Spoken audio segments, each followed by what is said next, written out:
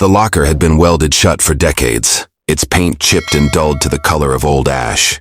No one on staff could remember it ever being opened.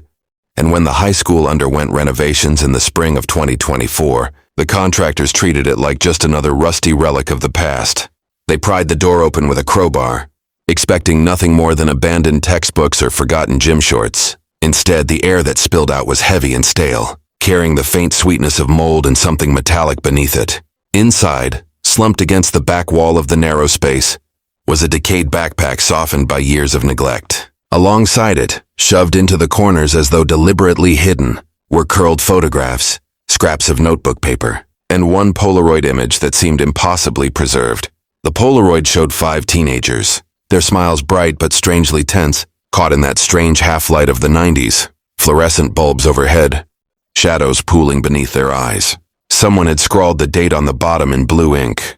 May 12, 1995. Anyone familiar with Ash Grove High's history knew the date by heart. That was the night 5 students never came home. The official story, then and now, was that the group had run away together, that they were restless kids chasing freedom beyond the town's limits. The police insisted nothing sinister had been proven, that no evidence pointed to foul play. For nearly 30 years, their absence had been chalked up to teenage rebellion, their families left to grieve in silence, their names etched into a plaque that few bothered to notice anymore. Yet here was their image, locked in a place no one had ever claimed, hidden in the same building where they had last been seen alive. The contradiction was startling.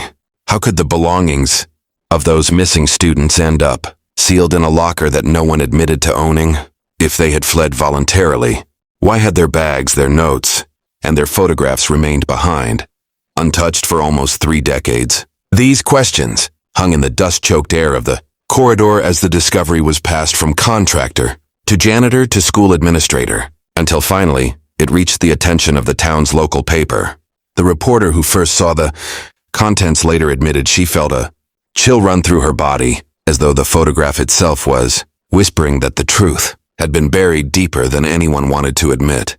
The Polaroid especially felt out of place, its colors too vivid, the ink too fresh, almost as if someone had placed it there deliberately to be found years later. Even stranger, there were scratches on the inside of the locker door, faint but visible if you angled the light just right.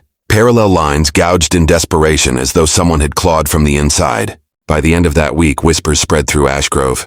Teachers who had worked at the school in the 90s muttered about things they were told never to repeat, about the detention that had gone on too long that evening. Parents who had lost children drove to the school in silence, parked in the lot and just stared at the building's brick facade, as if waiting for it to confess. The discovery forced open a wound that the town had covered for years. The police chief gave a brief statement at a press conference, dismissing the locker as a coincidence, claiming the contents did not alter the original investigation's conclusion. But, behind closed doors, even officers whispered about how impossible that explanation seemed.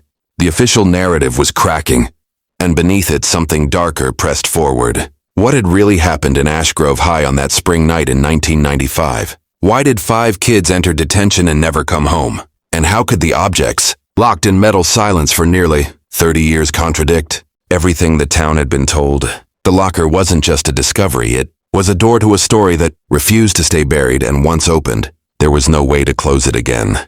The story of the vanished 5 had always lingered in the air of Ash Grove like an old draft that no one acknowledged. Those who had lived through it remembered the day too clearly. The way a normal Friday unraveled into an unexplainable silence. On May 12, 1995, the detention list was unusually long for a single classroom. 5 names stood together on the roster: Claire Hensley, Marcus Doyle, Stephanie Reyes, David Chan, and Aaron Weller. They weren't a natural group of friends, different cliques, different lives. But fate drew them into the same room that afternoon, where the fluorescent lights buzzed and the clock ticked loud, enough to gnaw at their nerves. The supervisor marked them present. That was the last verifiable trace of them on record. When the school bell finally released the rest of the students, rumors spread quickly. No one saw the 5 leave the classroom. No one spotted them in the parking lot. Their lockers stood untouched the following Monday, belongings still neatly arranged as though waiting for their return. By the end of the week, panic replaced gossip. Families filed missing persons reports. Teachers whispered to one another in the staff lounge, and officers patrolled the surrounding woods with dogs and flashlights. For a time, it felt as though the whole town held its breath. Then came the explanation, swift and definitive. The police concluded the five had run away together, pointing to supposed signs of dissatisfaction in their home lives. They cited Aaron's failing grades, Stephanie's arguments with her parents, Claire's diary entries about feeling trapped, Marcus's brother who had left home months earlier, David's dreams of moving to the city. The narrative was neat enough to convince officials, but the families felt betrayed. None of the supposed reasons matched the children they knew. Claire had just been accepted into a summer art program she was thrilled about. Marcus had purchased tickets to a concert with friends for the following weekend. David had been saving for a used car. The runaway theory ignored too many details, but the town was told to accept it. The aftermath was unbearable. Parents pleaded for more searches, but resources dried up. Flyers curled and yellowed on telephone poles. Candlelight vigils dwindled into gatherings of a few determined relatives. By autumn, the missing had become background noise in the community. Teachers avoided mentioning the case, fearing it would unsettle students. A pall hung over the class yearbook. 5 faces surrounded by empty silence where the usual captions should have been. Yet within certain circles, unease never left. Some students remembered strange men loitering near the gym that evening, wearing suits that seemed out of place for a school hallway. Others swore they heard muffled noises from behind the closed basement doors after detention hours. None of it made it into official reports. By the late 90s, when Ashgrove tried to move forward, those whispers had been pushed underground, shared only in cautious tones during reunions or over drinks late at night. For the families, time didn't soften the edges. Every anniversary cut deeper, every May 12th another reminder of absence. Parents left the children's bedrooms preserved, trophies gathering dust, posters fading on the walls. Siblings grew up under the shadow of someone who should still be there, their milestones haunted by what was missing. Even as years stretched into decades, they refused to call it a runaway. They knew in their bones that something else had happened, something no one in authority wanted to admit. By 2024, most of the town had treated the case as history, a tragedy folded into local folklore. New students passed through Ashgrove High with no awareness of the vanished 5.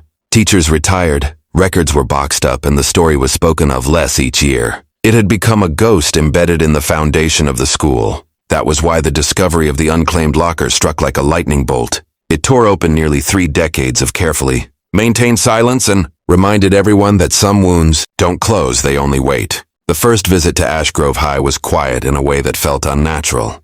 Renovations had pushed students out for the summer, and the building stood half empty, hallways echoing with the hollow sound of every footstep.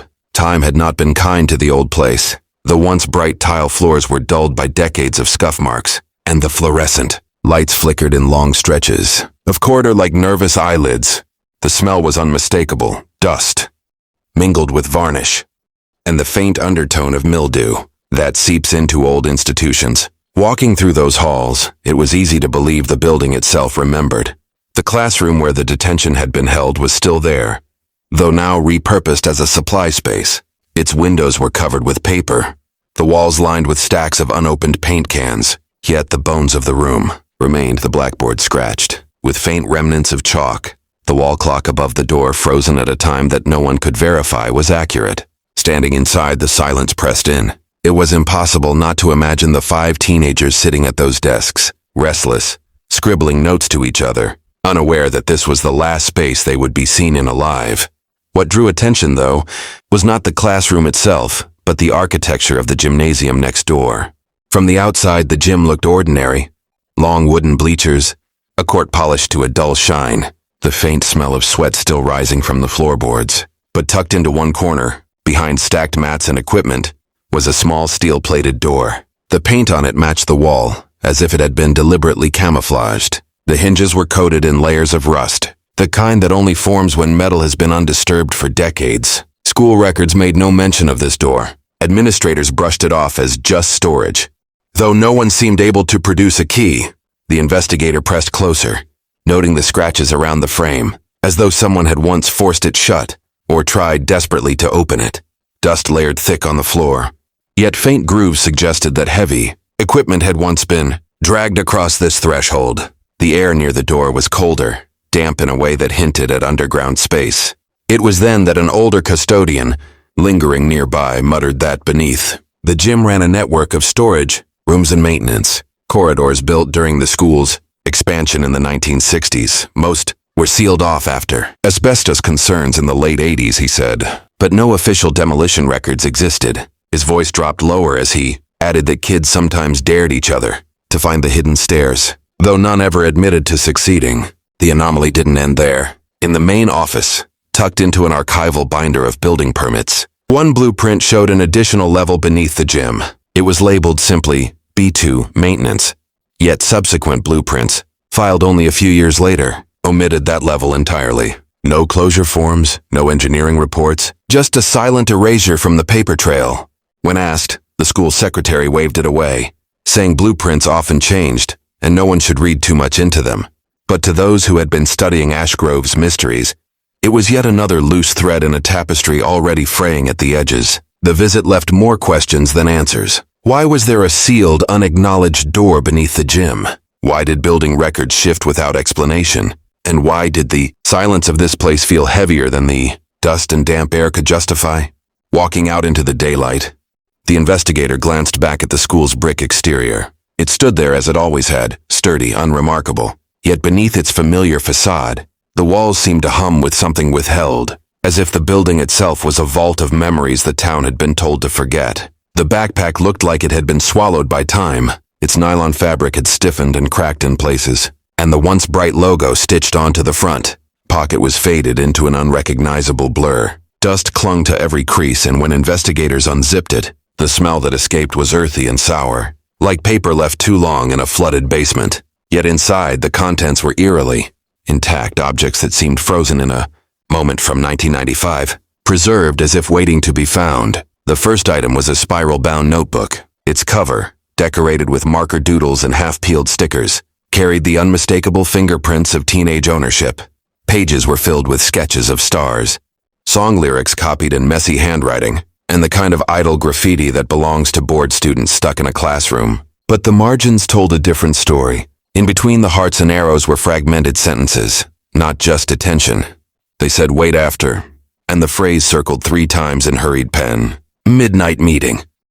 The words felt more deliberate than doodles, as if whoever had written them had slipped their true thoughts into the margins, hidden beneath the casual surface of teenage scrawl. Next came a half-burned flyer folded at the bottom of the bag.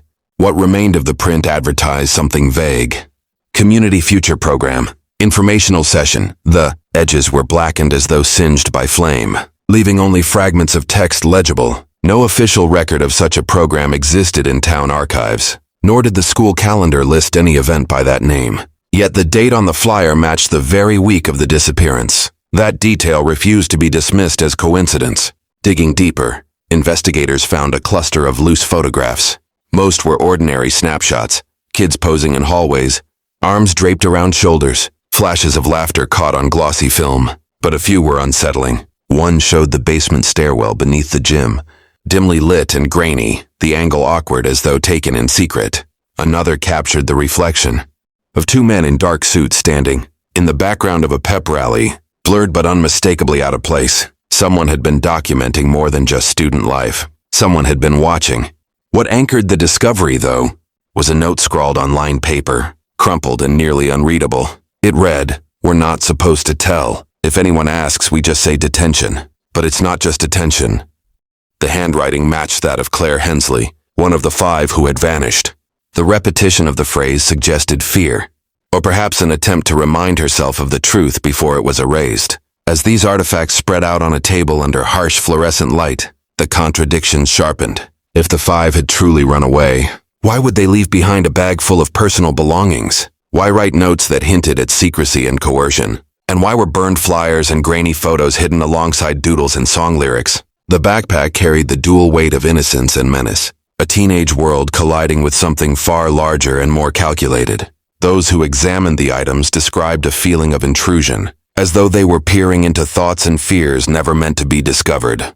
The backpack wasn't just an artifact, it was testimony from the grave, an echo of a story that the official narrative had tried to smother. Each scrap of paper, each blurred photo, was a piece of a puzzle deliberately kept incomplete, and in its fragments it whispered of that spring night in 1995, suggesting that the 5 friends had walked into something planned, something none of them had the chance to escape.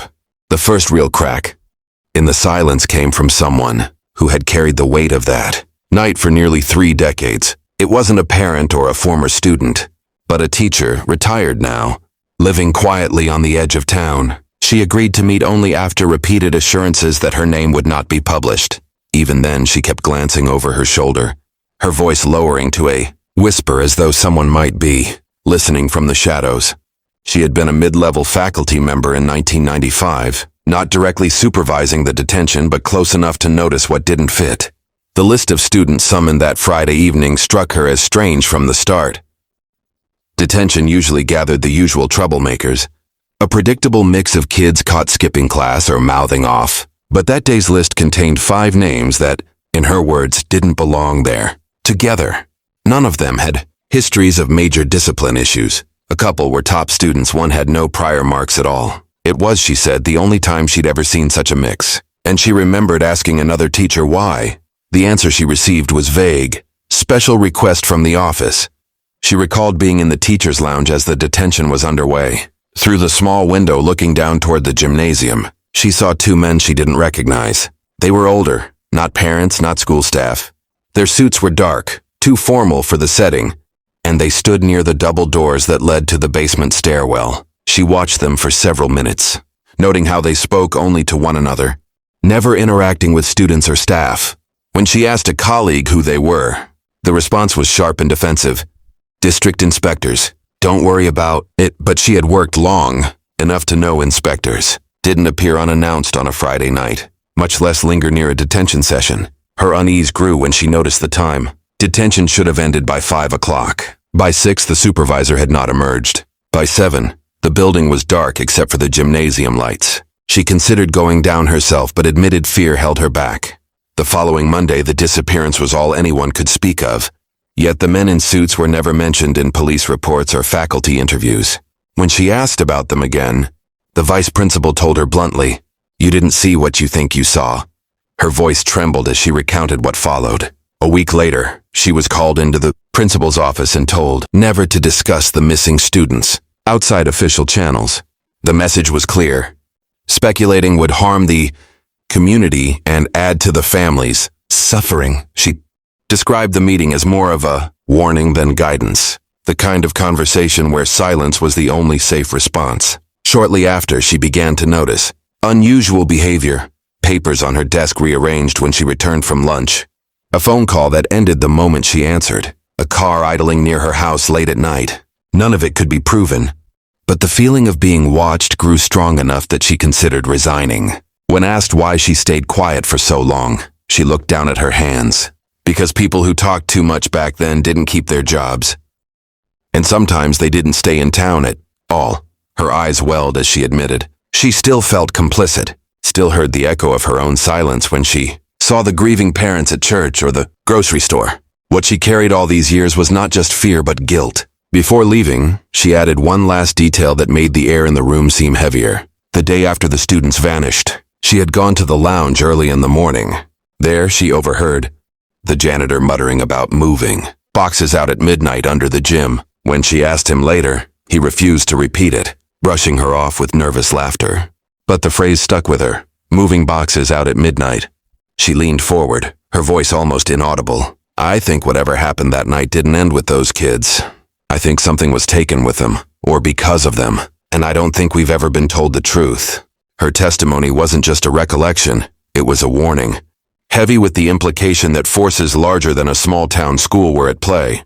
And as she excused herself, gathering her coat with shaking hands, she left the investigator with the haunting sense that the silence around Ash Grove High had never been about protecting children. It had been about protecting secrets. The paper trail began with the simplest of documents, the detention logbook. Kept in the main office, it was meant to be a straightforward record. Names, dates, offenses, and supervising staff signatures. But when the 1995 volume was pulled from storage, its pages told a fragmented story. The entry for May 12th was there, written in a tidy administrative hand, 5 names listed neatly in black ink, each with a short notation of class disruption or lateness. Beside them was the signature of a faculty supervisor. At first glance, it seemed unremarkable, but when cross-referenced with student discipline records, none of the 5 had those infractions recorded anywhere else. In fact, 2 had spotless files. The offenses existed only on that single page. Further inconsistencies emerged when attendance logs were examined. Teachers submitted daily sheets marking who was present, late, or absent. On May 12th, the records showed all 5 students present in their classes during the day. But in the compiled attendance summary, filed later that week, their names had been omitted as though they had never attended at all. Someone had gone back and revised the master copy, erasing the final day they were seen alive. The handwriting on those adjustments didn't match the original entries. It was heavier, hurried, and written in a different pen. Maintenance reports revealed more anomalies. A work order dated May 14th, 2 days after the disappearance requested. Temporary closure and safety. Inspection of sub-level access. Gymnasium. No explanation was given, and no repair follow-up was filed. The job was signed off by the vice principal, not by a facilities manager, which was unusual protocol. The line item should have been logged into the district's central maintenance ledger. But when the investigator requested those records, May 1995's entries were conspicuously missing, the binder skipping straight from April to June. The most disturbing discovery came from bell logs. In the 90s, Ashgrove High's automated bell system recorded the times it rang, along with overrides when staff manually silenced or delayed it. On May 12th, the detention bell, scheduled to release students at 5 p.m., never rang. The system showed a manual override at 4:59 p.m. marked with the code of the vice principal's office. The official narrative had always assumed the students walked out with the bell. The record proved that bell never sounded. These fragments created a picture not of negligence, but of deliberate manipulation. Each missing slip, each overwritten entry, each absent form pointed to a coordinated effort to rewrite the timeline of that evening. It wasn't simply that the records were incomplete. They had been actively reshaped to close gaps and remove traces of responsibility. The investigator spread copies of the documents across a table. The fluorescent light humming overhead, lined up side by side, the patterns became impossible to dismiss. 5 children entered detention. The bell that should have released them was silenced. Within 48 hours, sub-level access beneath the gym was ordered closed. Within a week, their attendance had been erased from the day's record. Every paper trail that should have led to answers instead led to carefully placed dead ends. To the families, these revelations were confirmation of long-held suspicions. For decades, they had argued the official story didn't match the reality of their children's lives. Now, for the first time, documents bore out their fears. It was not that the 5 ran away. It was that the system erased them. The implications stretched beyond grief. If the vice principal's office authorized the override, and if maintenance orders were filed under administrative authority, then at least some school officials were complicit in the cover-up. Whether they acted alone or at the behest of outsiders remained uncertain. What was clear, however, was that the truth had not been swallowed by time, but had been deliberately buried beneath paperwork and silence. The paper trail didn't solve the mystery, but it dismantled the runaway myth. It revealed a hidden hand, one that had reached into the most mundane of documents to bend them into a new reality. And once seen, those fingerprints could not be unseen. The cassette was discovered almost by accident. Inside the locker, at the bottom beneath loose scraps of paper, sat a small shoebox that had collapsed inward from moisture. Most of what was inside had rotted beyond recognition. Old pens corroded, wrappers fused to the cardboard, scraps of paper eaten through by mildew. But nestled in the corner, wrapped in a folded bandana, was a black plastic cassette tape. Its label was peeling, the adhesive long since brittle, but 2 words were still legible in blue ballpoint ink. Detention. At first, no one wanted to believe it could be real. The tape looked fragile, warped slightly at the edges, the magnetic ribbon exposed where the casing had cracked. Archivists who examined it warned that playing it might destroy what little sound remained, yet the risk of leaving it unheard was worse. Carefully, technicians cleaned the reels, repaired the casing with spliced plastic, and fed it into a refurbished tape deck connected to digital recorders. For a moment, nothing but static. Then, faintly, voices began to filter through. The first sounds were unmistakably teenage laughter. Nervous, restless. The kind of laughter that fills the air when kids are trying to mask boredom or unease. There were shuffling noises, the scraping of chair legs across tile. Someone tapped a pencil rhythmically on a desk. The ambience matched the hum of a classroom after hours. Then, almost abruptly, the mood shifted. A door creaked open and the laughter died. The next voices were not the students. They were lower, authoritative, muffled as though the speakers stood at the threshold. One gave a short command, "Quiet now." The tape hissed. Then a chair screeched. A girl's voice, uncertain, asked, "What's going on?" Her words were clipped off by another noise, heavier, like something metallic being set down. There was a scuffle, followed by a boy's nervous protest. "We're not supposed to..." And then the sound of a sharp impact, as if a book or hand slammed against the desk. For several seconds, only static. Then faint, hurried voices returned, less distinct. Words like signatures, midnight, and contract surfaced in fragments. Another phrase, chilling in its clarity, cut through the murmur. "They won't be going home." The recording ended abruptly, with a thud that rattled the cassettes. Fragile audio, followed by a long stretch of empty hiss. Technicians confirmed the tape had not been tampered with. Its imperfections were consistent with age, not manipulation. What made it more disturbing was that background acoustics matched the known detention classroom. The audio was authentic, anchored in time and space. Hearing the tape left listeners unsettled. This wasn't rumor or secondhand memory. It was the sound of that night bleeding. Through nearly 30 years later, the voices of teenagers, now frozen in adolescence, carried across decades, colliding with the grim authority of strangers who should never have been there. The casual cruelty in the command, the abrupt silencing, the final chilling statement. Each detail shattered the fragile walls of the official story. For the families, the tape was unbearable and undeniable. Some wept hearing their children's voices again, even in fragments, while others turned away, unable to endure it. Officials, however, scrambled to downplay its significance. Spokespeople suggested it could be a prank, a staged recording planted later. Yet no one could explain why such a tape would have been hidden in the very locker, tied to the missing students, alongside their belongings. The cassette transformed the investigation. It was no longer a matter of missing children and suspicious paperwork. It was now a matter of voices on tape, preserved in analog truth, whispering through decades of silence that what happened in Ashgrove High that night was deliberate, orchestrated, and far from the tale the town had been told. The release of the cassette sent shockwaves through the town. But what came next revealed how deeply the official counter-narrative had been prepared. Within 48 hours of the audio's existence being confirmed, a press conference was hastily arranged at the district administrative building. A row of officials stood behind a podium, school board members, the superintendent, and a spokesperson from the county sheriff's office.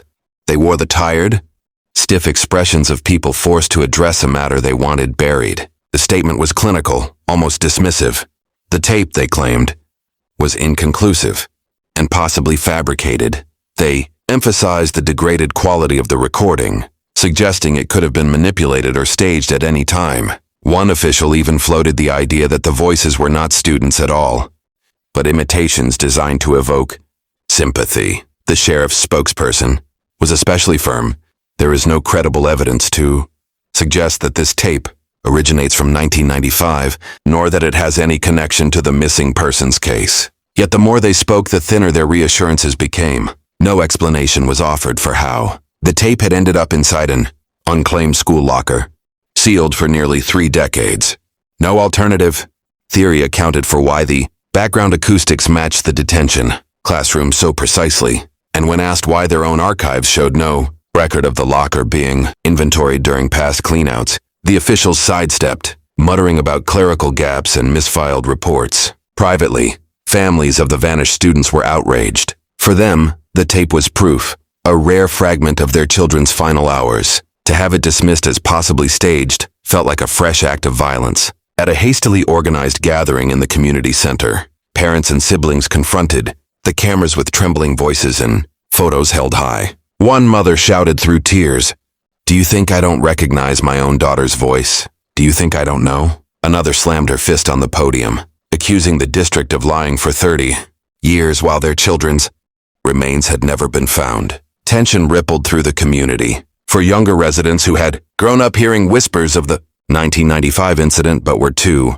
young to remember it firsthand, the tape validated the rumors that had haunted their childhoods. Social media lit up with comparisons between the audio and known photos or yearbook snippets of the missing students. Amateur audio analysts posted slowed-down versions of the tape, pointing out distinct voices and patterns of speech that aligned with eyewitness memories. Behind the scenes, subtle pressure mounted against those who pushed too hard. a local journalist who wrote a front-page piece arguing that the tape demanded a reopening of the case, received an anonymous email warning her to tread carefully if you value your career. A family member reported being followed home by an unmarked car after speaking on television, and the retired teacher who had shared her story earlier confessed she received a phone call late at night, no words, just the sound of static, like the tape itself had followed her into the dark. The backlash made one thing clear. The cassette was not simply a fragment of the past. It was a direct threat to the carefully curated silence of the present. The officials' determination to discredit it, combined with the veiled intimidation of those who believed in it, gave the recording more weight than any forensic report could. It showed that the truth was not just hidden, it was actively being suppressed. For investigators and families alike, the counter-narrative only hardened their resolve. If the tape was a fabrication, then the burden of proof lay with those so desperate to disprove it. If it was real, then it meant the last night of the 5 friends had been captured in chilling detail, with voices of authority woven into the darkness. Either way, the fight was no longer just about the past. It was about exposing the machinery still working, even now, to keep the story buried. The town of Ashgrove had always prided itself on being a place where scandal blew over quickly, where people turned away from uncomfortable truths to preserve the illusion of harmony. But the cassette changed that. Once its existence could no longer be whispered away, the community fractured into visible camps, and the divide was sharper than anyone expected. Within days, vigils sprang up at the edge of the old high school grounds. Parents of the missing brought candles, photographs, and handwritten notes, placing them against the chain-link fence that sealed off the gymnasium wing. Others, neighbors, old classmates, even younger residents who had only heard the story in fragments, joined them. The fence became a shrine, each flickering flame a reminder that the 5 friends had not simply been forgotten, despite official insistence to move on. Local news crews swarmed the site, their vans parked in long rows along the quiet suburban street. Reporters filmed segments against the backdrop of grieving, families, and tear-stained photos. The story was no longer contained to Ashgrove. It bled into state broadcasts, then national headlines. Talk shows debated whether the tape was authentic, while conspiracy forums dissected every audible fragment, comparing voices against yearbook footage and reconstructing possible scenarios of what they won't be going home could mean. The school board, overwhelmed, tried to regain control by holding a town hall. What they expected was a polite forum. What they received was chaos. Families shouted from the aisles demanding resignations. Former students stood up to recount strange memories of that spring in 1995, rumors of locked stairwells, whispers about men in suits, the janitor's cryptic mutterings. Each testimony added fuel to the fire, eroding the thin wall of denial officials tried to maintain. The superintendent's words, "We must remain grounded in facts, not emotions," were drowned in a storm of jeers. The fallout spread beyond meetings. A local church that had long discouraged members from dwelling on the tragedy faced walkouts when the pastor urged forgiveness without demanding truth. Shop owners began to hang signs in their windows, "We stand with the families." Social media campaigns circulated under hashtags like #Ashgrove5 and #Listen to the tape, amplifying the story far beyond the small town. And then came the darker consequence. Intimidation escalated into open hostility. Families reported finding threatening notes on their porches, scrawled in block letters, urging them to stop digging. A teenage boy who spray-painted a mural of the 5 missing friends on the side of an abandoned gas station was arrested for vandalism, sparking outrage. Protesters gathered outside the district building with signs reading, "What are you hiding?" until police dispersed them with warnings of trespass. For the first time in nearly 3 decades, the disappearance of the 5 was not a buried local shame. It was a public reckoning. Officials found themselves forced into defensive statements. The county sheriff held another press briefing, this time doubling down. "The case remains closed. The tape is not evidence. We urge the public not to spread misinformation that reopens old wounds." Yet the harder they pushed, the less convincing they sounded. The fracture cut through the town like a fault line. On one side were those demanding the truth, galvanized by grief, anger, and the undeniable voices on the tape. On the other were those who clung to the official version, whether out of loyalty, fear, or self-preservation. Between them was an investigator piecing together scraps of paper, voices from a cassette, and stories from those who had lived under a cloud of silence. But one thing became clear during the community's upheaval. The story was no longer controllable. It had slipped beyond the grasp of local officials and entered the bloodstream of public consciousness. With that shift came new danger. If the cover-up had lasted this long, it would not collapse without resistance. The louder the families cried for justice, the more ruthless the forces against them seemed willing to become. The locker that had yielded the cassette also contained scraps of paper that, at first, seemed insignificant. Torn corners, crumpled sheets, fragments stained with age. Most bore nothing but faint pencil marks or the blurred remains of ink long bled away.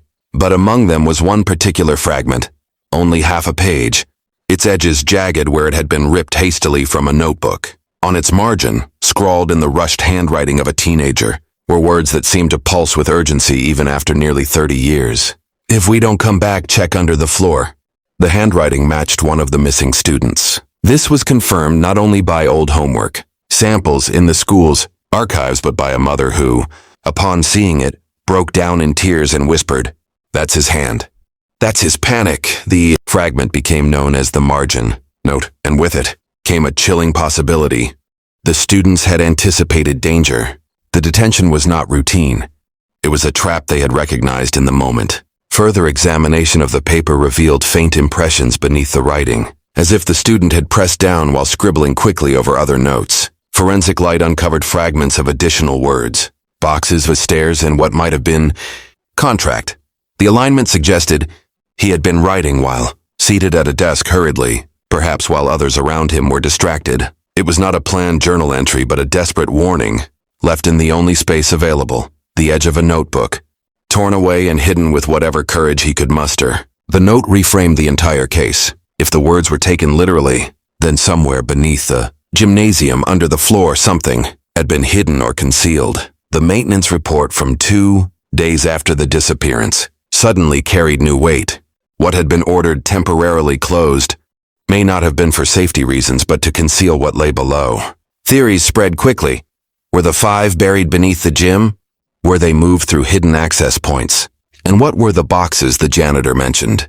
The same word faintly pressed into the paper. Families clutched at the fragment like scripture, a direct voice from their children reaching across decades.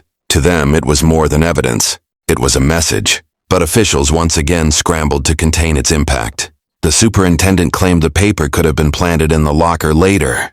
The sheriff's office suggested the words were schoolyard melodrama, written during an unrelated detention and twisted by grief.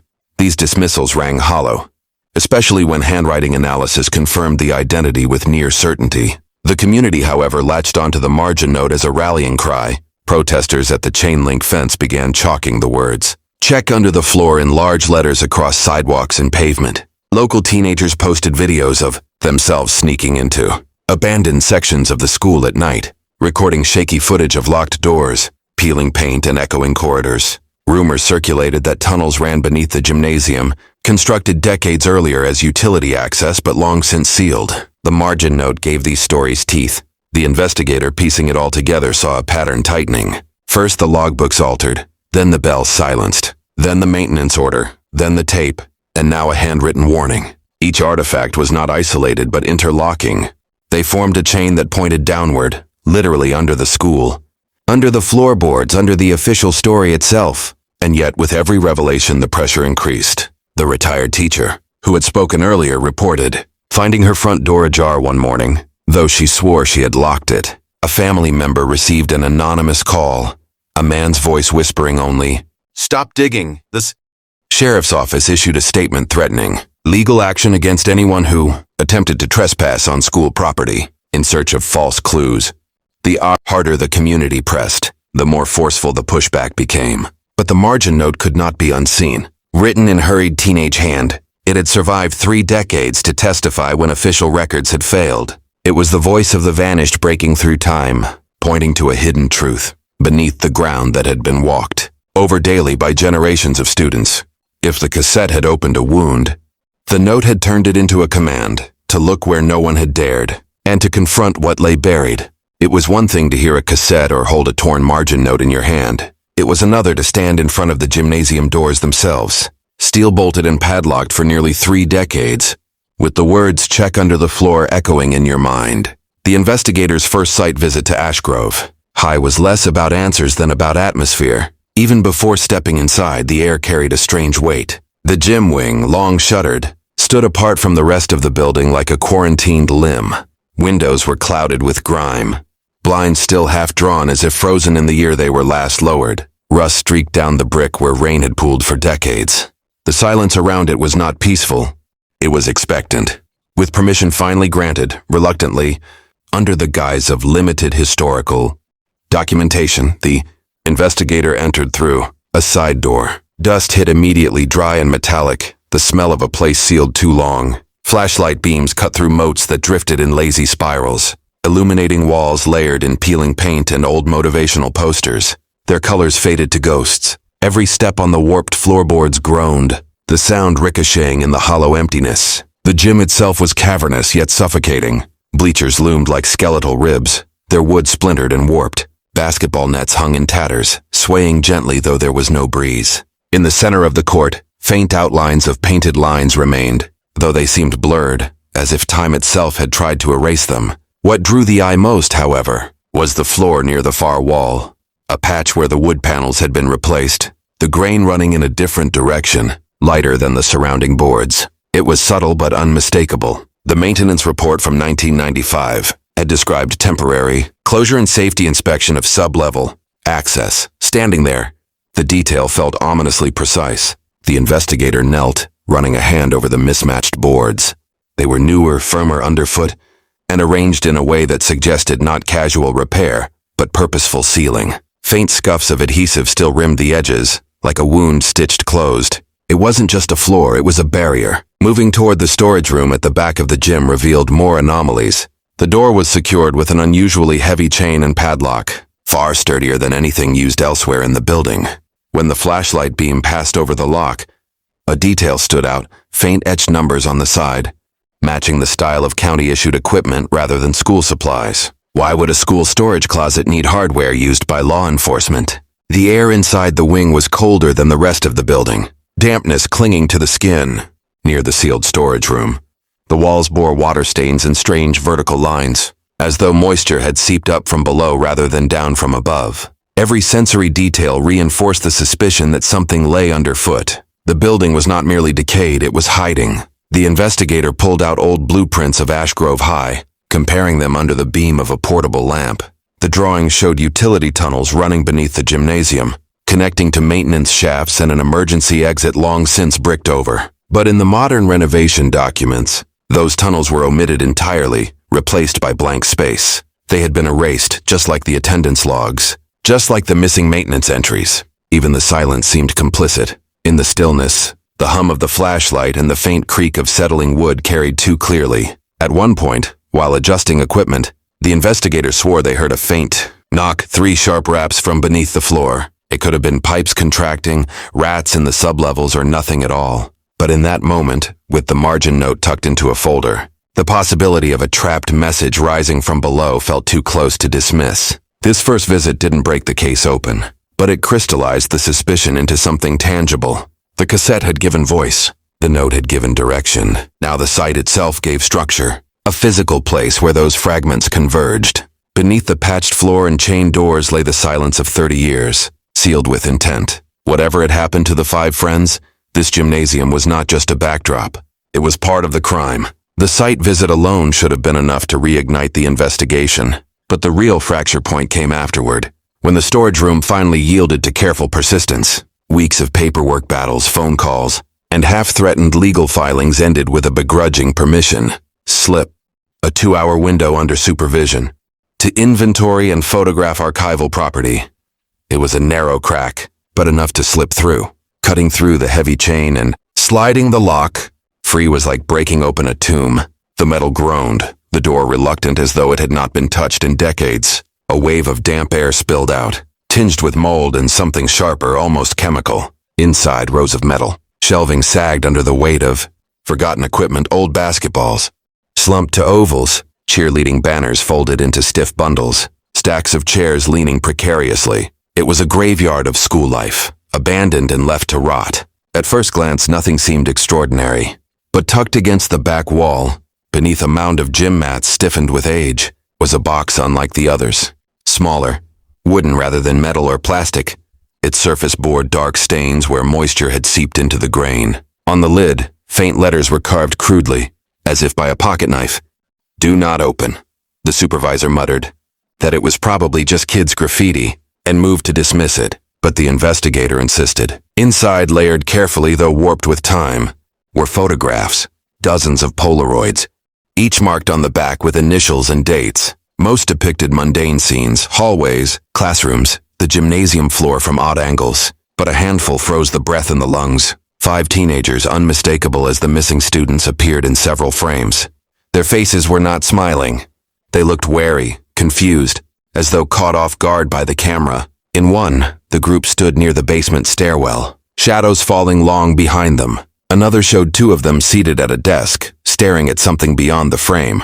The dates on the backs read 5/12/95 in hurried ink. Among the photographs were folded pages from a spiral notebook. Unlike the earlier margin note, these were fuller entries. The handwriting was shaky, uneven, suggesting they had been written in distress. One line repeated across several pages. "They said we had to sign." Another entry mentioned a time. "I passed 6ing, still here. No one else." And then the most haunting.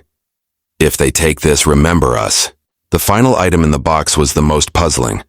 A small envelope stamped with a faded seal from a county office. Inside, a single slip of paper bore numbers and initials, something resembling an inventory code or evidence tag.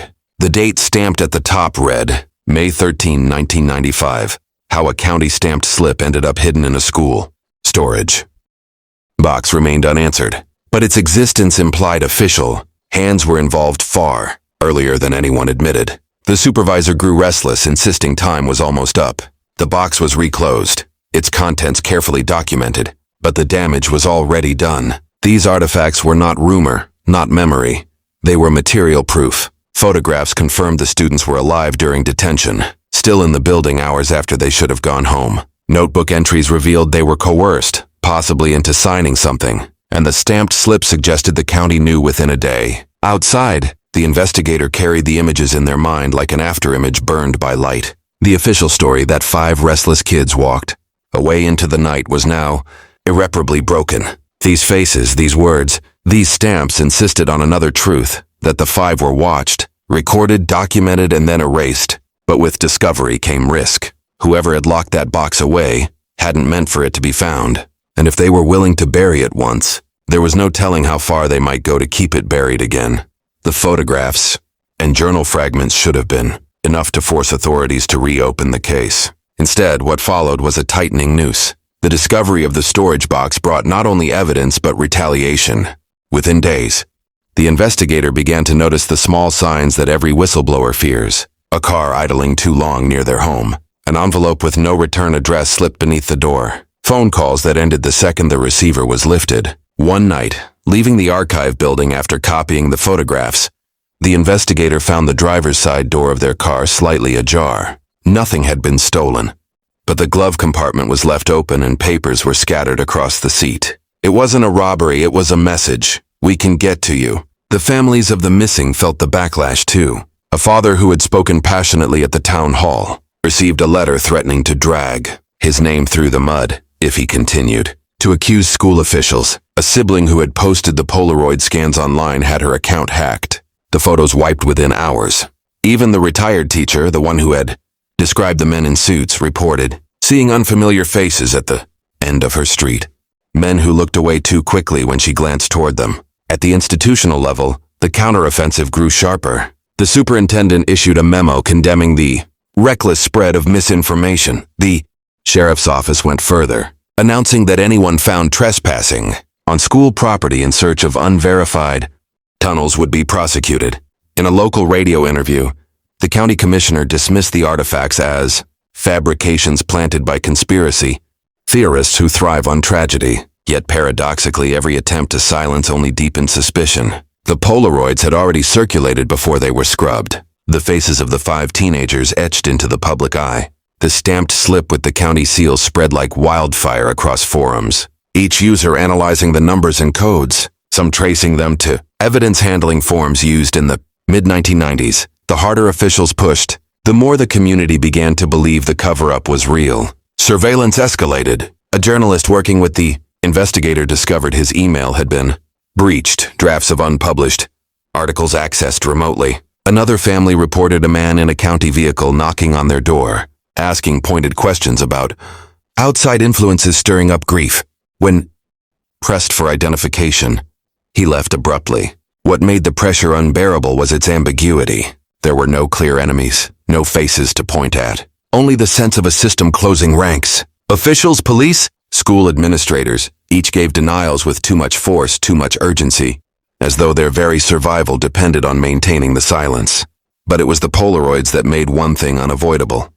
The 5 had been photographed near the basement stairwell after hours, and if the photographs were real, and every test confirmed they were, then there was only one place left to look: the tunnels beneath the gymnasium, erased from modern blueprints but etched in the original plans, now stood as the center of gravity in the investigation. The threats, the intimidation, the sudden scrutiny, they weren't random. They were warning signs. Someone didn't want anyone going under the floor, which, to the investigator, only meant one thing: it was exactly where the truth had been buried. The decision to descend beneath the gym floor was not made lightly. It was one thing to study blueprints and photographs, another to put oneself into the same dark spaces where 5 students had last been seen alive. For weeks, the investigator had traced lines on faded maps, measuring distances between stairwells and the sub-basement that no longer appeared on official diagrams. Every angle, every note suggested the tunnels were real, but reality carried weight. And once the choice was made to enter, there would be no turning back. Preparation became its own ritual. A father of one of the missing boys provided an old flashlight, the same one his son had taken camping the summer before 1995, insisting it should go back with him if anything was ever found. A local contractor, sympathetic but cautious, lent heavy-duty crowbars and dust masks, warning that air quality could be dangerous in enclosed spaces long abandoned. A journalist quietly arranged for an external hard drive, ensuring any recordings made would be duplicated and stored off-site in case evidence mysteriously disappeared again. Every item carried weight not only in use, but in meaning. These were tools, but they were also shields against the looming pressure to stay silent. At night, in whispered conversations, families gathered in kitchens and living rooms to discuss what might be found. Some held out hope, however, irrational, that the tunnels might reveal proof their children had survived, perhaps even escaped into some hidden life. Others feared only the worst: remains, covered up by a system too ashamed to admit its complicity. The investigator listened to them all, careful not to promise anything, but silently carrying the burden of both possibilities. Access required subterfuge. The school board had padlocked all official entry points. After whispers of underground, searches began spreading online. But the original plans showed a maintenance hatch on the north side of the gymnasium, once used to run electrical lines, later sealed with little more than rusted bolts. It was there, late on a damp spring night, that the investigator and 2 allies approached.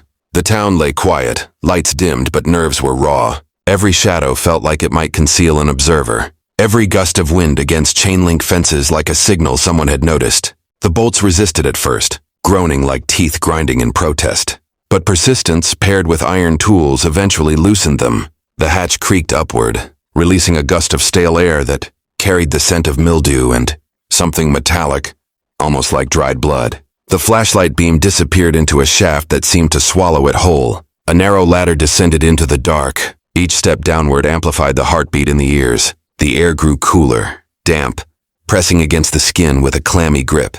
At the bottom, the flashlight revealed a corridor carved from poured concrete, the floor stained with rust-colored streaks where water had seeped through. Pipes lined the ceiling, many corroded, some dripping steadily into puddles that reflected the beam like broken mirrors. The sound was oppressive, drips, echoes, the shuffle of shoes over grit. And then, signs that confirmed the place had not been entirely abandoned. Scraps of paper, brittle but intact, lay tucked in corners. A shoe print, faint but unmistakable, pressed into a layer of dust not yet reclaimed by decades. On the far wall, spray-painted letters, faded but still visible, spelled out, "Keep quiet." The deeper they walked, the more it became clear that the tunnels were not random. Branches led to small rooms, some no larger than closets, each filled with relics of school life, stacked desks, broken projectors, bundles of uniforms. but other rooms held stranger items.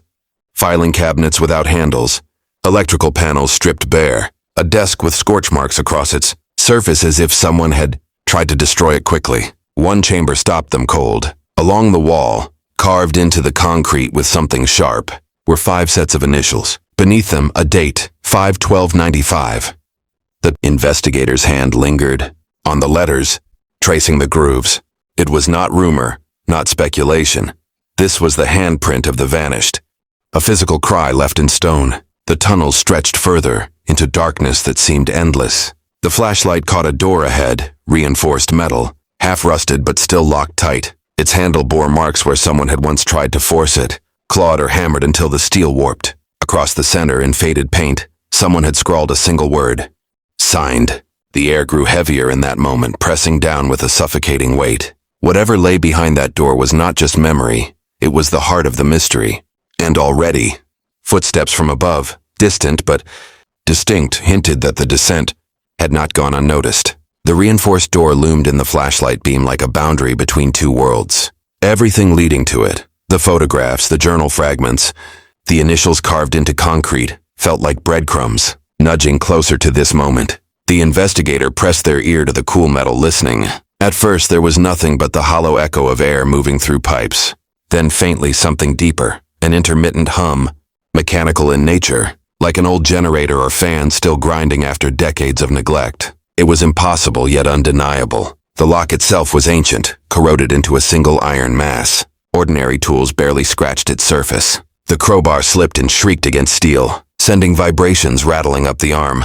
Each attempt echoed through the tunnels, magnifying the sense that anyone above could hear. Sweat stung the eyes, not just from exertion, but from the knowledge that every wasted second invited discovery. Finally, with a concentrated blow to the hinge instead of the lock, the metal groaned, then tore free with a sudden clang that reverberated like a gunshot. The door lurched open. Cold, stale air rushed out, thicker than the corridors behind. Flashlight beams cut into the gloom, illuminating a chamber that was not on any blueprint.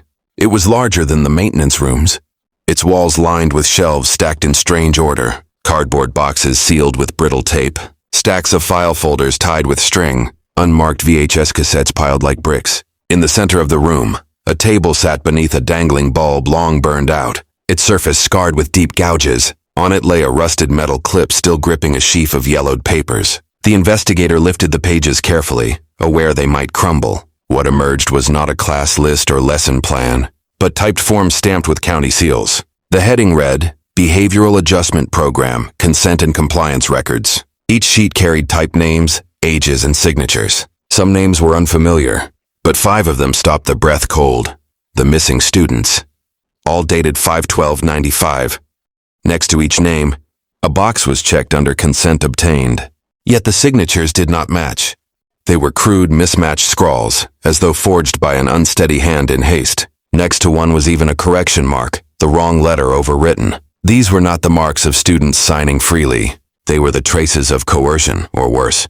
Other files hinted at a larger scope. Pages referenced Phase 1 completion, extended, observation and transfer of custody. One sheet bore the header of a state facility 3 counties away, its date stamped a week after the students vanished. How had such documents been hidden beneath a school gym, sealed behind a door meant never to be opened? Then the Polaroids reappeared, bundled inside a manila envelope. Dozens more images showed the 5 students in the same chamber, sitting at the table. Pens in hand, faces pale with fear. In one, a man's arm extended into frame, pointing at the papers before them. His face never appeared, but the sleeve of his jacket carried a distinctive patch, county insignia, blurred but unmistakable. As the investigator's heart pounded, the flashlight swept toward the far corner, where something gleamed metallic beneath a tarp. Pulling it back revealed an old tape recorder, its surface layered with dust. The button stuck at first, then clicked under pressure. A faint whir began. Static filled the air, followed by muffled voices. The tape was degraded, warped by time, but fragments emerged, a boy's shaky voice insisting, "We don't want," before cutting off. Another, an adult male, low and commanding, "Sign or you'll never leave." The silence that followed was heavier than anything yet discovered. This was not just rumor or theory. It was auditory proof that the 5 had been forced into something they did not choose. Before anyone could process the enormity, a sound cracked through the chamber, Footsteps above. Faster now, more deliberate. Dust fell from the ceiling with each heavy tread. Whoever had been listening, whoever had been waiting, was no longer content to let them explore undisturbed. The reinforced door had not only kept secrets in, it had also kept intruders out. Now broken open, it left them exposed. The investigator tucked the forged forms and Polaroids into their pack, hands trembling but resolute. The choice was clear. Leave now with what evidence they could carry, or risk being sealed underground forever. The flashlight beam swung once more across the chamber, catching sight of a phrase etched faintly into the far wall, nearly erased by mold. If found, tell the truth. And then the voices above grew louder. The voices overhead carried the sharp authority of people who were not wandering by accident. Heavy boots struck the old gym floor, methodical and searching, like men who already knew someone was beneath them. Each impact sent shivers through the ceiling of the tunnel chamber, raining down dust and small flecks of concrete. The investigator signaled to the others to extinguish their flashlights. Darkness pressed in instantly, suffocating and absolute. Only the hum of the old tape, recorder still whirring in the corner, gave any sense of place, a ghostly mechanical heartbeat in the silence. The instinct was to freeze, but the evidence in the pack made that impossible. If they were caught down here, everything, photographs, forged forms, the tape, would vanish into the same hidden channels that had swallowed the students nearly 3 decades earlier. The investigator moved first, groping along the wall until their hand found the jagged frame of the broken door. Beyond it, the corridor stretched back toward the ladder. Every step would risk noise, but waiting guaranteed discovery. As they crept, the sounds above shifted. A voice barked an order. Check the hatch. Another replied, muffled but certain. The metallic groan of tools against the access bolts echoed faintly through the concrete. Whoever was up there was not just patrolling, they were opening the way down. Panic threatened to rise, but the tunnels offered options. Just before the ladder chamber, a side passage yawned, a narrower hallway, partially collapsed, with water seeping through its ceiling. The group slipped inside, holding their breath as the beam of a flashlight suddenly pierced through cracks in the floorboards. Above the main corridor, shadows danced across concrete as someone began descending the ladder. The narrow passage stank of rot and stagnant water. Their shoes splashed into unseen puddles, the sound magnified tenfold by the acoustics. The ceiling brushed low, forcing them to crouch, their spines scraping damp concrete. At one point the passage narrowed so much that the investigators' pack snagged on a jagged pipe, tearing at the fabric. For a terrifying moment the strap caught fast, pulling them back. Behind, a distant flashlight beam swept into the corridor, followed by the echo of boots striking rungs. Someone was almost at the bottom.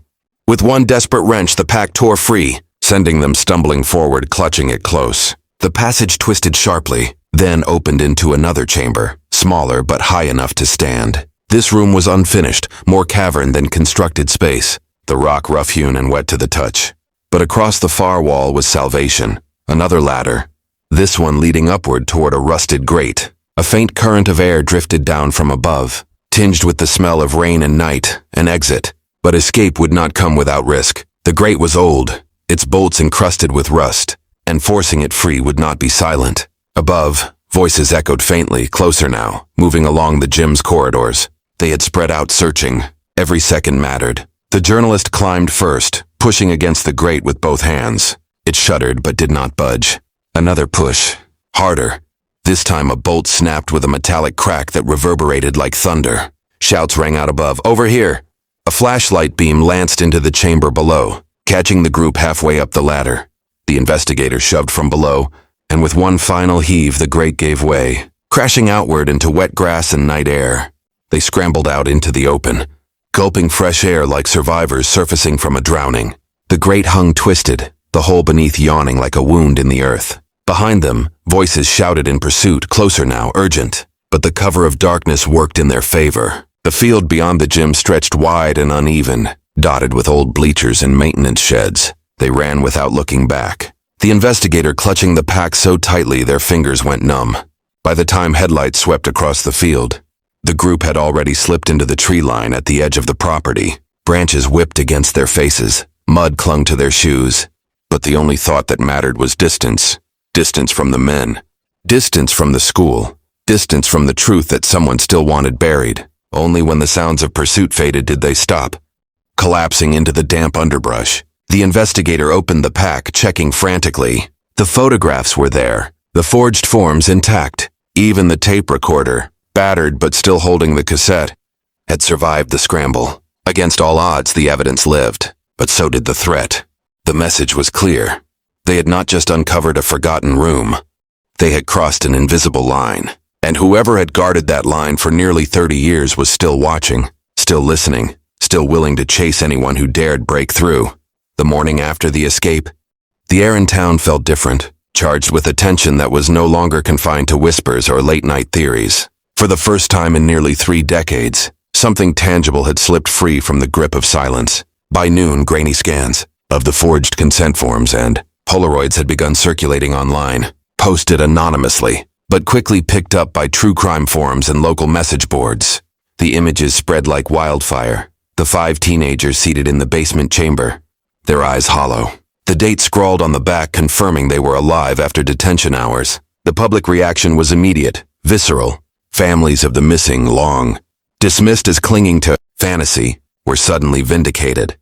Parents, siblings, and friends gathered outside the school, holding enlarged copies of the Polaroids aloft. Their grief sharpened into fury, their chants demanding answers carried across the town square. For once, the wider community did not dismiss them. Neighbors who had once looked away now joined their voices, anger swelling at the possibility that an institution entrusted with their children had conspired to hide the truth. Officials scrambled to regain control. By late afternoon, the county sheriff held a press conference flanked by deputies. His face was tight, his voice deliberate, each word chosen to project authority. "These materials," he declared, "are fabrications, elaborate forgeries designed to exploit tragedy." He went further, hinting that charges could be filed against those who deliberately spread misinformation. The superintendent followed with her own statement, insisting that no such tunnels exist beneath the gymnasium, and accusing outsiders of trespassing and staging evidence to sow chaos. But the denials faltered against the weight of the artifacts. Former students came forward, recalling odd rumors from the mid-90s about locked doors and forbidden areas. One retired janitor admitted under anonymity that he had been ordered never to touch the sub-basement access hatches, though they appeared on his maintenance maps. The contradictions piled high, eroding the credibility of the official narrative. Each attempt to dismiss only fueled suspicion, as though the authorities were trapped in their own lies. Meanwhile, the investigator moved like a shadow, careful not to reveal their role in the leaks. The evidence they carried, original forms, more photographs, the degraded cassette tape, was far more damning than what had been shared publicly. But choosing how to release it had become a moral dilemma. Trusting local law enforcement was impossible. Every attempt at accountability had been met with erasure. National outlets might care, but once the story left the investigators' hands, there would be no controlling it. The families begged for exposure, for the full truth.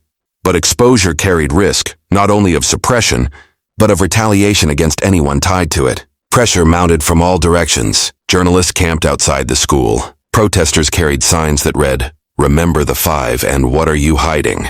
Politicians waded in, some demanding independent inquiries, others dismissing the entire episode as a conspiracy theory. Talk radio filled with callers furious at the possibility of systemic abuse. Each hour brought fresh chaos. And yet amid the noise, something quieter but more dangerous stirred.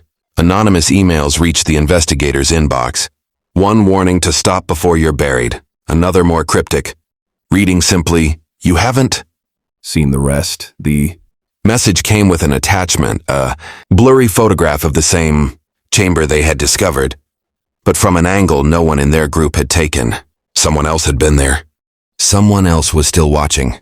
The fallout was no longer private, no longer manageable. It had spilled into the public sphere, cracking the facade of official control. But the deeper truth remained buried. The Polaroids and forms proved the 5 had been forced into something against their will. What they had signed and where they had gone afterward still hung unanswered. And with the authorities scrambling to shut down the narrative, the race to expose the whole story became not just a pursuit of justice, but a battle for survival. The cassette tape, fragile and warped with age, had been the most precarious piece of evidence salvaged from the chamber. For days, the investigator kept it hidden in a locked drawer, debating whether to risk playing it again. The first attempt underground had revealed only fragments, a boy's trembling defiance, an adult's low command, But even those pieces carried explosive weight. If the tape could be restored, if its contents could be made clear, it might tear through every denial issued by the sheriff and superintendent, a contact in the city, a sound archivist, accustomed to restoring court, recordings and historical broadcasts, agreed to help under strict anonymity. The transfer had the feel of a spy exchange. A discreet meeting at a bus station cafe. The tape slid across the table in a plain envelope, no names spoken aloud. The archivist warned that the tape was brittle, every playthrough risking irreversible damage, but he also hinted at possibilities, advanced software, spectral repair techniques that could strip away the static and pull voices from the blur. For a week, silence stretched. Each day brought new headlines about protests outside, the school and escalating accusations, but the investigators' focus remained fixed on the cassette's return. Finally, a message came. "I've pulled what I can, meet me." The restored file was less than 5 minutes long, but it altered everything. Cleaned of distortion, the voices became chillingly clear. The first minute captured the 5 teenagers murmuring in confusion, their voices overlapping, fragments of protest and fear. "We don't understand." And "Why us?" Then came the adult, sharp and cold. "You will sign. This is your part. If you refuse, you will not go home." A sound of paper sliding across a table followed, chairs scraping, a faint sob. One boy's voice, later confirmed by his sister, rose in anguish.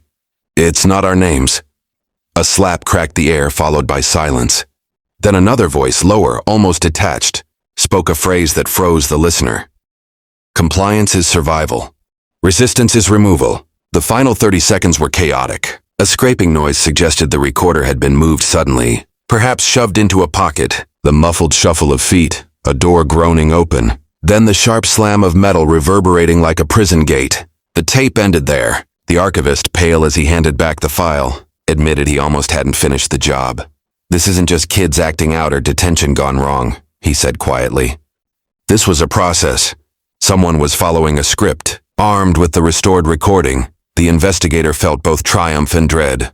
It was undeniable evidence the 5 had been coerced, their signatures forced, their protests silenced with threats and violence. The phrases, compliance and removal, hinted at something organized, institutional, far larger than a rogue teacher or a single night gone wrong. But releasing the tape posed enormous risks. Once public, it would incite outrage impossible to contain. Families would have no peace until those responsible were named. Authorities cornered might lash out harder than ever. And the investigator knew the tape's clarity cut both ways. It proved the crime, but it also revealed how much had been hidden, suggesting an entire machinery built to suppress it. That night, listening to the recording on repeat, the investigator noticed something buried in the background. Beneath the voices, faint but distinct, was a steady ticking sound. Not a clock, but something mechanical, like the timed pulse of a machine. Its rhythm matched the hum they had heard behind the reinforced door. Whatever program had begun in 1995, whatever those 5 were forced into, it had not been confined to paper and signatures.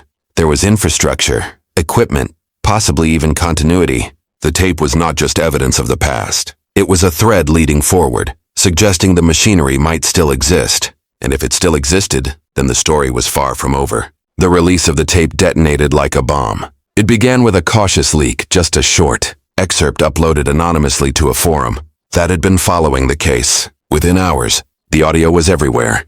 News broadcasts looping the same chilling phrases, podcasts dissecting every pause, and social media echoing with outrage. The voice of the adult male commanding, "You will sign. If you refuse, you will not go home," became an emblem of betrayal, repeated on placards and graffiti scrawled across the county courthouse steps. Families who had lived for decades under the shadow of suspicion whispered. Accusations that their children had run away, joined a cult, or faked their own disappearance, now stood vindicated. Mothers wept openly on camera. Fathers held up photocopies of the forged forms, voices cracking as they demanded to know why their children had been coerced, and by whom. Vigils turned into protests, candle flames giving way to angry chants outside the sheriff's office. The official response was frantic. The sheriff convened a second press conference, but the carefully scripted denials rang hollow. Asked directly whether the voice on the tape was his predecessor, a man who had abruptly resigned in late 1995, he froze, stumbled over his words, and ended the session abruptly. The superintendent tried to pivot. framing the discovery as a hoax designed to destabilize the community. But her insistence that no tunnels exist under the gymnasium collapsed when construction records and eyewitness accounts surfaced online. By the end of the week, the state attorney general announced a formal inquiry. Subpoenas were issued for school district archives and county records, though many were rumored to have already been purged. A hearing was scheduled at the courthouse, promising testimony from families, journalists, and former staff. For the first time, the machinery of accountability creaked open, but exposure carried a cost. The investigator began to feel hunted in daylight as much as in shadow. Cars idled outside their home for hours, their occupants hidden behind tinted glass. One morning, a dead crow was left on the front steps, its wings spread wide, a scrap of paper pinned beneath it that read simply, "Stop digging." Even allies felt the pressure. The archivist who restored the tape reported a break-in at his apartment. Nothing stolen, just his equipment smashed, hard drives destroyed. The retired teacher who had spoken of the men in suits received an anonymous call warning that her pension could be reevaluated. Fear pressed down harder with every revelation, as though the closer truth came to the surface, the more violently it was resisted. Yet the tide in public perception was irreversible. Once dismissed as conspiracy theorists, the families now held the moral high ground. When the hearing began, the courthouse overflowed with supporters, signs declaring, "Remember the five," and "Where did they go?" lining the streets. Inside, parents spoke through tears, playing the tape aloud for the record. The room went silent when the teenage voice pleaded, "It's not our names." Officials squirmed under questioning. Records clerks admitted files had gone missing. A former deputy described being ordered to block off parts of the school during the investigation, told it was above his pay grade. Each testimony added cracks to the official story, widening fissures that no denial could patch. But the most chilling moment came near the hearing's close, when a junior legislator asked bluntly, "If these students signed something under duress, where were they taken afterward? Where's the transfer record?" The room erupted, reporters scribbling, families shouting, officials stammering. The question was never answered. That night, the investigator reviewed the tape once more, fixating on the faint ticking beneath the voices. They compared it to audio of mid-90s medical and industrial equipment, eventually isolating the sound as near identical to a model of timer used in controlled environment chambers machines, designed not for punishment, but for observation. The implication was staggering. The tape did not just capture a forced signing. It hinted at an ongoing program, a process that required infrastructure, machinery, and oversight. The 5 students had not simply disappeared, they had been taken somewhere, into a system that left traces even in its machinery's hum. The hearing had cracked the story open to the world, but beneath the noise of protests and denials, a darker thread pulled tight. What had begun in 1995 might not have ended, and if the program still existed, the 5 were only its first known victims. The courthouse steps were quiet by the time dusk settled over the small town. Candles burned low in glass jars, melted wax dripping onto poster boards bearing the names and faces of the 5 students who had been missing since 1995. For the families, the hearings had been both vindication and reopening of wounds too long left to fester. They now carried the bittersweet knowledge that their children had not abandoned them, had not been delinquents or runaways, but had been forced into something they never consented to. That knowledge was clarity, but it was not peace. The investigator stood with them as the crowd thinned, listening to the silence where chance had been only hours before. There was an undeniable weight in the air, a recognition that while the truth had surfaced, it was fractured, incomplete. The tape, the photographs, the signed forms, all of it proved a crime had occurred, but none of it answered the question that had haunted the families for nearly 3 decades. Where did they go after that night? Over the following weeks, the state inquiry broadened. Subpoenas were issued for federal as well as county records. Former employees of the school district, now in retirement, were called in for questioning. The superintendent resigned suddenly, citing health reasons, though rumors suggested pressure from above. Old files were unearthed in storage facilities, and though many had been tampered with, there were enough fragments to confirm systemic misconduct. Official narratives crumbled under their own weight, replaced by a growing consensus. Something deliberate had been done to those students, and multiple agencies had looked the other way. For the families, closure came in ritual rather than resolution. A memorial was erected outside the school, a simple stone with the students' names etched into its surface. On the day of its unveiling, Hundreds gathered, candles in hand. The town united in grief and a shared demand for remembrance. Mothers placed flowers at the base. Fathers gripped one another's shoulders. Siblings touched the cold stone as if it might carry warmth back to them. It was not justice, but it was acknowledgement, the first public acknowledgement they had ever received. The investigator recorded their final notes for the documentary, with a tone both heavy and steady. They spoke of the lies, the intimidation, the artifacts that had carried whispers across time. They spoke of the courage of those who refused to forget, of how memory itself had become an act of resistance. The conclusion was clear. While much had been revealed, the central mystery, the fate of the five, remained unresolved. And yet, as often happens in stories of power and silence, the ending did not arrive cleanly. Days after the memorial, an envelope appeared in the investigator's mailbox. It had no return address, only a postmark from a neighboring state. Inside was a single Polaroid, different from the others. Its colors more faded, its edges more frayed. It showed a sterile room, white walls, fluorescent lights, and in the bottom corner, barely visible, a clipboard with a date written across the top, 1997, 2 years after the students were supposed to have vanished. On the back of the photo, one word was scrawled in uneven ink, Marrowgate. The investigator held the image in their hand for a long time, the weight of it pressing down harder than any artifact before. It was proof that the story was not finished, that somewhere, beyond the sealed tunnels and shredded files, beyond the hearings and denials, a deeper truth waited.